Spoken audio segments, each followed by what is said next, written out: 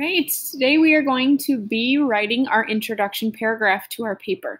So you'll see on the screen, I have made a little infographic type thing of different parts of your introduction paragraph and what we're going to include in there. In red, you will see an example underneath each part, and that is actually the introduction paragraph or parts of the introduction paragraph that I wrote for my paper on dogs. So you can kind of see how they're all tied together here.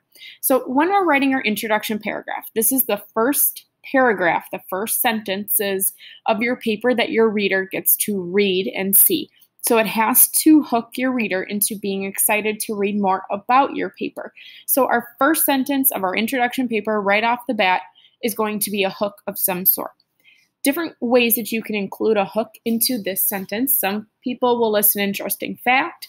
Some will ask their reader a question related to their paper to hook them in, and some will kind of describe a scenario. I kind of chose the route of the scenario, even though I think some topics that you guys are writing about, you could really go into detail about a specific scenario. I'm just talking about dogs are great pets in general. So I added in little details of that. So I said, dogs are so much fun to have as a pet.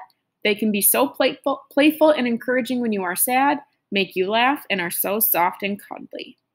So that way I know that the best parts about dogs are that you can play with them, they make you happy when you're sad, they make you laugh, they give you good memories, and they're so soft and cuddly. So I want to hook my reader in with that to show that you are going to want a dog because of these things. So I hooked my reader with that with my first sentence of my introduction paragraph. Then, depending on how many topics you have or subtopics you have, your second and possibly third and fourth sentences are going to mention what you're talking about in your paper, and you're going to list your subtopics in a sentence or two. Now notice, and I don't want you guys to be doing this with your middle paragraphs or middle sentences of this paragraph. I don't want you to just list what you're talking about. I've seen some kids in the past go, here's what I'm going to talk about today. Equipment, breeds of dogs, routines, food, and exercise. And then you continue on with your paper because that's not exciting to read. That's not fun to read. And they're going to get that hint when they start reading your paper. So we want to briefly mention what we're talking about, but still make it hookish and exciting for our reader. So I said, when you're thinking about getting a dog, there are a few things that you need to know, such as what equipment you will need, what breed of dog you want, and how you're going to teach your dog routines. I stopped there because I was kind of realizing that those were three things, but my sentence was getting really long. So I continued to list the things that I'm going to talk about in my paper, but just in another sentence. So I kind of broke up my subtopics into two separate sentences. You will also need to figure out what kind and how much of food to feed them, as well as how much exercise your dog will need. So now my reader knows that I'm going to be talking about equipment, breeds, routines, what kind and how much food to feed, and exercise for a dog. Okay, so now I have dogs are so much fun to have as a pet. They can be so playful and encouraging when you are sad, make you laugh, and are so soft and cuddly.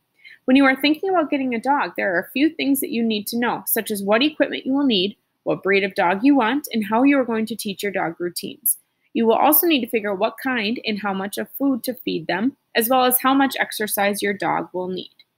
Now I'm on the last sentence of my introduction paragraph, which we know is kind of summarizing everything, just what we've worked with paragraph of the weeks. The last sentence or conclusion sentence kind of summarizes up what was talked about in that paragraph. So in my introduction paragraph, the last sentence, I want to not only sum up my hook and what my paper is going to be about to my reader, but also transition them to say, here's what I'm going to talk about. But we don't want to be saying that exactly in our paper. So I said, once you figure out all of this, the fun part of owning a dog is coming your way. So that is how I decided to end the sentence. So I'm briefly summarized, once you figure out all of these things that you need or need to do with your dog, now comes the fun part. So now I'm transitioning my reader to say, let's read more about what I'm about to write or what you want to know or do with a dog or thinking about getting a dog. Okay, so this paragraph is probably going to be about 5 sentences long, maybe 3 to 5 sentences long. We have our hook at the beginning. A few sentences. I think I did 2 sentences here. So second and third sentences, and then my fourth sentence at the end here. Your job now is to write your own introduction paragraph. So think of it as our paragraph of the weeks. We did an introduction sentence or a topic sentence. Now we're just expanding this out into a paragraph length and not a sentence length. Now, when you're working with this middle part of your introduction paragraph, you guys need to make sure that you have your at least subtopics that you know you're going to be talking about in your paper ready to go and know off the top of your head. As I was walking around last week, I noticed that there's a lot of kids, and earlier this week, there's a lot of kids that don't have their paper written yet, and that is going to need to happen in order to write your introduction paragraph. So if you are in that boat, you need to make sure you're spending time getting your paper written.